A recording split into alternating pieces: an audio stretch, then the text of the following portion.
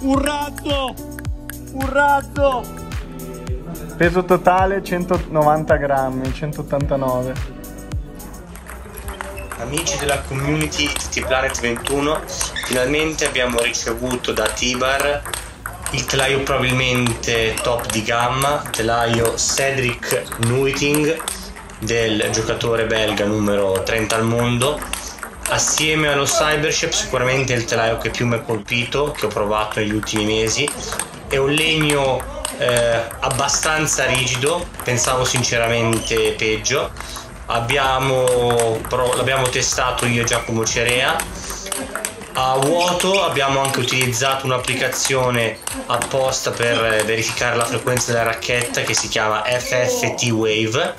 Allora, come si comporta e per che tipi di giocatori va bene? La consiglierei per dei giocatori di un livello medio avanzato, da una quarta categoria fino a una prima categoria.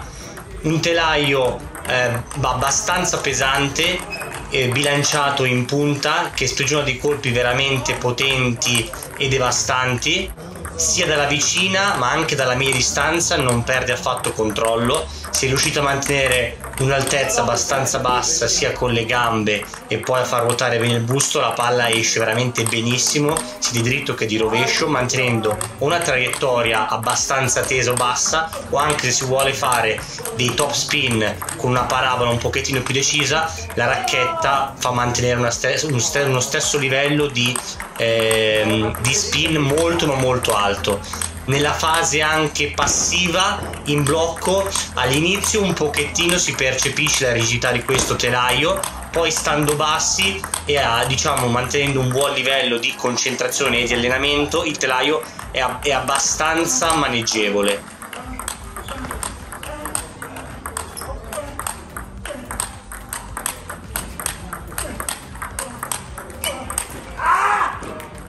Secondo me il telaio è riuscito benissimo a livello di composizione, perché è formato da due strati di limba, che è un legno medio morbido, mentre il carbonio ZLC conferisce rigidità al telaio.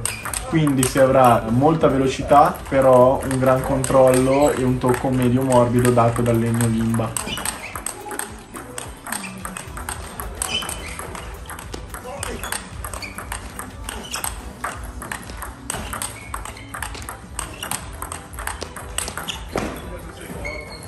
Se si vuole sperimentare tutta la velocità del telaio si possono abbinare delle gomme dure, però bisogna essere super allenati fisicamente.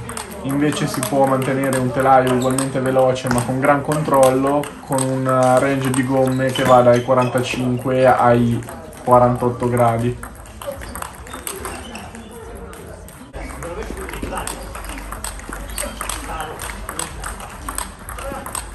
A controtop il telaio ha veramente degli effetti devastanti e ha, diciamo, una qualità abbastanza importante, perché si vede che a controtop questa racchetta è sviluppata apposta per mantenere una buona frequenza, e appena si vuole accelerare la pallina veramente va velocissima e fortissima. È il telaio che sto utilizzando da 2 settimane, da quando ho cambiato. Prima utilizzavo uno Stiga Carbonado 145, un telaio leggermente meno rigido, che sicuramente vicino al tavolo mi dava più controllo, però dalla media distanza un pochettino perdevo di qualità e di profondità, mentre con questo telaio, allenandomi sempre 2 o 3 volte a settimana, devo dire che è stato un ottimo upgrade.